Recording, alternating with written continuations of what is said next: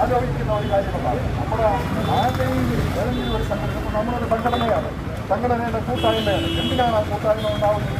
നമ്മുടെ പ്രശ്നങ്ങൾ, നമ്മുടെ സമാനമായ പ്രശ്നങ്ങൾക്ക് വേണ്ടിയുള്ള പരിഹാരത്തിന് വേണ്ടി ഉണ്ടാകുന്ന കൂട്ടായ്മയാണ്. ആ കൂട്ടായ്മയിൽ നിന്ന് നമ്മൾ സംസാരിക്കുമ്പോൾ നമ്മുടെ പൊതു ആവശ്യങ്ങൾ നടക്കണം. അത് നമ്മൾ ഒരു ഭരണാധികാരികളുടെ അപ്പോൾ ഈ ഭരണാധികാരികൾ അധികാരം കിട്ടി പദവി കിട്ടിക്കഴിഞ്ഞാൽ ഇതൊക്കെ മറക്കുന്ന ഒരു കാലഘട്ടത്തിലേക്ക് നമ്മൾ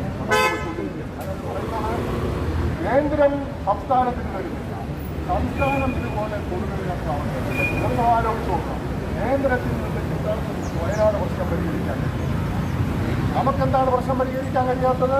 നമുക്ക് തരുന്ന 190 കോടി രൂപ സർക്കാരിന് അനുവദിച്ചു. നമ്മളത് കൂടി കേന്ദ്രം സംസ്ഥാനത്തിന് ഇതെല്ലാം ഞാനത്